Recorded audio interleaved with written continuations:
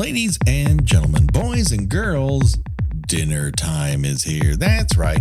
We're talking about Hannibal Season 2, Episode 4 on Dish by Dish. Well, greetings and salutations, and that's your old pal, Patrick Hamilton, coming to you once again from the Baltimore Institute for the Criminally Insane. This is Dish by Dish, Kill by Kills. Every other week episode recap of Hannibal. We're currently in Season 2, Episode 4, entitled Takiawase, I think. I am terrible. My apologies to anyone who actually speaks Japanese has just heard me butcher your language and culture. My apologies. See, this is why, you know, if I order food in a language I'm not comfortable with, I just point at the menu. Well, that is the really nice thing about eating out in Japan is that all the menus have pictures and you just point. You don't ask for something to be substituted. You just go, I'll have that. And they bring it to you and it looks like that and you eat it and it's fun. Of course, there's only one person I trust that if I start to feel the old aches and pains, she'll make sure to give me a lobotomy and send me out to the park so I can walk pain-free. The one, the only Gina Radcliffe. How are you doing today, Gina? I mean, it's really the least I can do for you. It really is when you think about it. Deep down, isn't that what we all want? To just be pain-free and wander around in a park without our eyeballs? I mean, you know, we're both in our late 40s. You know, it's you know, rare is the day where, you know, something doesn't hurt. You know, it's a knee or, you know, your back or, you know, a random finger for some reason. Things just start hurting for no good reason. And sometimes I would think, you know, if I had to give up my eyeballs to you know, not have some weird random pains anymore, my eyes don't work so good anyway. So I mean, all right. I mean, I don't know about the scaring small children in parks thing, but well, he doesn't know that he's scaring a small child in a park. She just turns him around and he's like, "Hey, who dare?" He just looked like he's wearing a Halloween mask. Oh man, it is really grody. Yeah, I gotta say that this is up there with among the more gruesome episodes, and it's actually not even that bloody. No. But I do have to tell people that if you're doing a watch along and you've not watched this before, if you have a needle phobia, avoid. If you're one of those people who don't like uneven holes being put all over something, this is not something you want to be watching. No, I mean, there are some juicy close-ups of needles going into skin several times. So this is an interesting transitional thing with the show where it's both trying to tie up some loose ends, but also deliver, you know, the killer of the week still, although it's not really it very much is the B, even one might say the C plot of the episode. Yeah, I think it's just sort of to be the parallel to Jack's wife talking about wanting to commit suicide because she is dying. Yes. And then this acupuncture therapist who is played by Amanda Plummer, who I absolutely love because every single role she plays, she is absolutely batshit in them. Yes. And I just love that. She's like, I can't believe this hasn't happened yet, but I want to see her and Crispin Glover play brother and sister in a movie. Oh my God, that would be great. Because they both have that same absolutely unsettling energy to them. They're untethered they're both just existing in a completely different plane than the rest of us. Yes, they're on a different orbit. Yes, they're human beings, but there's something about the way they talk that you're kind of like, I don't know. You might not be on the same plane of existence as we are right now. She is guilty on sight. And once caught, does not even come close to trying to hide it. She's just like, oh, I knew you guys were going to show up eventually. Yeah, she's like, I'm trying to help these people. Yeah, listen, life sucks for them. Sometimes You just got to give them a lobotomy and stick some bees in their head. Turn them into a beehive. Like, just die knowing that, like, now there's bees. The bees now live in your head and they make delicious honey. Not that I'm going to try it, because that's even weird for me. The person who put bees in that semi-dead body. One thing I really like about this show is it really promotes upcycling. It really does. I mean, you've got Hannibal, kills people, eats them. You've got the other character who kills people, turns them into art, or makes a cello out of them. Cello. You got this killer who kills people, turns them into beehives. Or makes mushrooms out of them. Yeah, it's really just so many serial killers in real life. They just leave bodies in ditches. They don't do anything. They don't do anything with them. I mean, other than the typical serial killer stuff, but they don't make good use out of the bodies afterwards. No. And I think the one that really stands apart from all of this is the episode from season 1, in which she steals children and then sends them back to kill their family. I was just thinking about that, and the chill that ran down my spine when thinking back about that episode. It's so disturbing, Gina. Sometimes it just jumps up into my head when I do not want it to be there, and I'll never be the same. I think I said it at the time, like, obviously it hadn't aired, and I think I'd seen highlights from it online, but I'd never seen the full episode. And I think about it too much now. It's buried in there and it worms its way out. Yeah, that is the definition of unsettling. Yeah, very much so.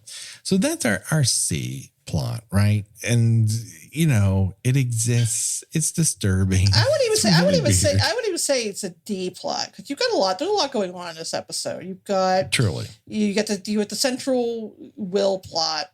You've got Beverly, who is going off and doing the Nancy Drew thing, breaking several laws, mind you.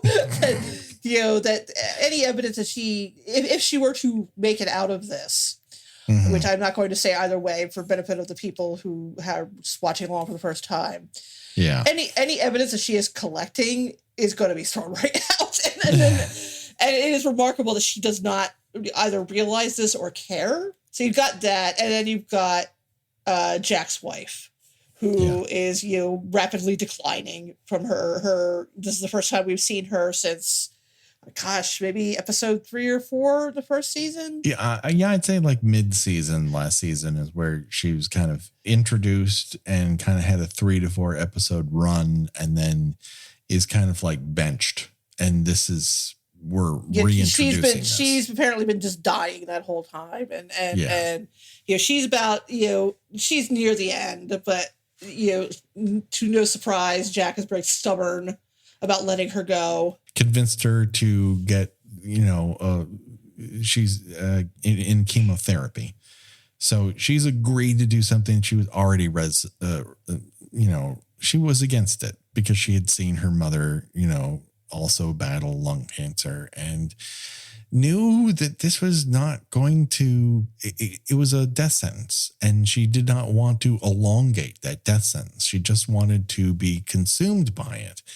And in this episode, man, holy shit. Like, Hannibal pulls one of his biggest dick moves of the entire series here. Yep. He does a little Anton Chigurh thing and flips a coin and decides he is not going to grant her the death she has requested. And if you had residual, there are a lot of things I like about this version of Hannibal Lecter, but this is one of those things where he hasn't been outwardly cruel necessarily, or at least we haven't seen that, but this is outwardly cruel. Yeah. And well, we don't know what side of the coin he's chosen before he plays the heads or tails game here. But I think at the end of the day, he decides to fuck with Jack. He knows, like, if he throws Jack off his game, he's safe for a little bit longer because Jack will be consumed by this other thing, and keeping her alive allows him to do that. Right. Yeah, because Jack probably, Hannibal has probably sussed Jack out to be the kind of person that, in order to deal with his grief or not deal with it, depending on how you look at it, is going to throw himself into his job. As a result, like, if the longer that Jack is on the job, the less safe he is. Yeah, he's going to catch up. He's going to catch up with him eventually. Yes, and we've been told he's going to catch up with him eventually.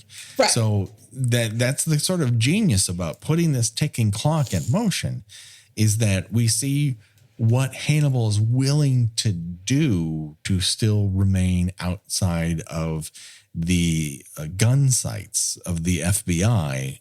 And he has the access to do that because the FBI has invited him in. Right. She pours her heart out to him about how, like, she's chosen this path and how it's the best thing for her and is the best thing for him. And while it might be selfish to a certain degree, it's something that she's of the right mind to make this decision, and it's hers to make. And he kind of goes, nope.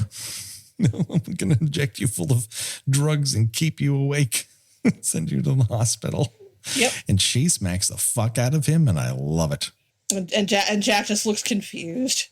Yeah, I assume, do you think Hannibal anticipated her being that angry, or do you think that he was like, I'm going to take it because I'll still look to Jack like I'm the hero here? I don't know. That's a good question. Because you can say it, you can look at it in two ways. One, he doesn't anticipate that Bella is as angry about the situation as she turns out to be, because she had made a determination and gone out of her way to put herself into a place where she would, with relatively pain-free, commit suicide. And his arbitrary decision to, outmaneuver that is the ultimate violation. But he also gets to crow in a certain way to Jack, see, your wife was going to die and I saved her life. Right. And right. Yeah. You get to fuck with Jack's head and fuck with Jack in a number of ways by intervening in this situation. It's all coming up roses for him on this front, but not so much in the other ways. No, because I think he maybe underestimated Beverly a little bit. I think so. I think he felt like she would be angry, but she wouldn't. In a way, I think he felt like she would be too proud to admit what she attempted to do. And she's like, fuck it. Well, also, like, at one point, they're talking, and she speculates something about, they call him the muralist. Yes. That's what they're calling the killer who arranges all the bodies into some sort of like art display. Hannibal says to her, something like, when you open your mouth, I hear Will Graham's voice coming out of it. Yeah. And it almost sounds a little disparaging. Like he's being condescending. You're only spouting off what Will is telling you. Yes. But she's not, she's coming to these conclusions. I mean, she is consulting with Will, but most of the conclusions she comes to on her own. And Hannibal doesn't seem to know that. Yeah, we discussed this a little bit in the past couple episodes, that of the sort of triangle of investigators within the FBI who are like physical evidence people, she's the one who's the most like a cop. Right. She's got a gut and she follows evidence and she's led by evidence, but she also is the one who kind of listens to her experience and takes small leaps. And if she can find evidence that backs those things up, she's like a bloodhound. She's going to continue to sniff out that trail. And she is warned. Will does say, like, you are playing with fire here, because if he anticipates that you have any idea that he's a possible suspect, you are in danger. And she's kind of like, I think I can take care of myself.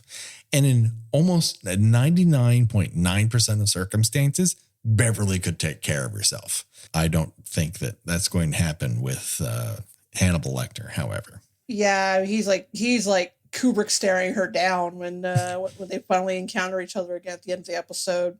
Yes, she should not be in his house. No, she should not. She should not have been collecting evidence in a house that she does not have legal clearance to be in. No, she should not be breaking and entering into his murder basement. There's a whole lot of no there.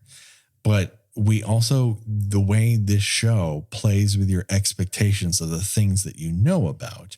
And here we get this other Silence of the Lambs style reference of being lured into a basement and someone turning off all the lights to attack you. We don't see it in the same way. It's alluded to, but I love when it plays with that, with your expectations. Like this show is just fucking smart. Yes, and I really I do like, and it could be contrived if it was in the wrong hands, but I do like how a lot of the subplots parallel each other in some way. Yeah. I like how the acupuncturist, she is telling them that she has killed these men because she is trying to help them be free of their pain, which is parallel to Jack and his wife, that she wants to be free of her pain. And then there's the investigation both in Will's mind and the investigation on the outside by Beverly, where they're pulling a thread. They're fishing. And the episode opens on Will in his mind palace, giving Abigail fishing lessons. Yeah, we have appearances by Abigail and Eddie Izzard's character. That's right. For some reason, I'm like, a lizard. There's Eddie a lizard Izzard. That would be my failing hearing at fault there. Yeah, getting old's great. It's just the best. I have 5 stars, A++++. We're mummies. Anyways, we get little flashbacks to season 1 episodes where now Will, oddly enough, with the help of Dr. Chilton, is actually unlocking how Hannibal sort of set him up so expertly, taking advantage of his encephalitis to actually plant evidence, put him in places where he couldn't explain, create blackouts, worsen his condition. And we saw this, but Will never knew it. Now, by Dr. and the crazy thing is here, and I use my apologies for using the word crazy. The wild components of this are Chilton is one of the reasons that Eddie Izzard's character was in the circumstance he was, because he was psychic driving him to believe that he was the Chesapeake Ripper. And oddly enough, Hannibal's like, hey, good idea. And but of course his worked out infinitely better. Well, yeah, he's just injecting Will with shit and hypnotizing him, and it's pretty wild. Yeah. But of course Chilton dropped. Will goes, the only thing I ask is you don't tell Hannibal Lecter. He's like, okay. And instantly, once Hannibal's in the room, he can't fucking stop himself. It's like that. It's like that old gag of like you can't tell anybody. You have to swear to me you won't tell anybody. Okay, I won't tell anybody. And they go out the door. Hey guys, guess what? He totally thinks you did it, and I kind of think you did it too, because we both know that we're unscrupulous fucks. And we have to. And us scumbags gotta stick together. Chilton's really gonna have it coming, and I relish it every fucking time. I can't get over how much he's put through. But how much he fucking asked for it, though, Gina. For sure. It just becomes comical. It's the wild fucking thing about it is that he keeps sticking his head into the tiger's cage, thinking, surely this time I can outwit this tiger. And he keeps losing parts of himself every single fucking time he does it. And I think it's all for, it's sort of like, it baffles me the same way that Freddie Lounds' character trajectory baffles me, in that Chilton, I guess, wants to become a famous psychiatrist. And I'm thinking, what is a famous psychiatrist? Does he does he want like a Dr. Phil style talk show, or like what is the fame that comes in being like an expert on, one particular notorious murder case? I think it's that you end up as a talking head on your cable news channels. So yeah, he does want to be like a Dr. Phil type then. Right. He wants to be invited to the Today Show. He wants to write a book. He wants to. I mean, he could write a book, If he had any talent, yes, he could write a book. But that is his path to dollar sign. He's not quite as out of it as Bad News Cruz, who can't fucking monetize someone with telekinetic abilities. It's like Freddie Lounds. It's like, okay, Freddie, where are you going to, how far do you think you can take, murderstab.com? I think she is almost at the pinnacle of where she can take murderstab.com as far as a business proposition is. Like, she's not working a day job. She is, funded enough to actually pursue serial killers online and make a living at that. Getting that sweet MeUndies money. Yeah. And she wants to be involved like that. I think she just wants to be consulted. That's the ego boost out of this, is that her mental prowess and investigation ability is valued at the same level as the behavioral science unit at the FBI. That's what she wants. It's not necessarily a business goal. It's a megalomaniac goal. Yeah, I'm just thinking they could have gone ahead and gotten these jobs. Well, I don't think Freddie would be allowed anywhere near that level of the FBI. Well, I mean, if she had started from the beginning, if she had taken an honest path, sure, she could have been doing that. She's not stupid.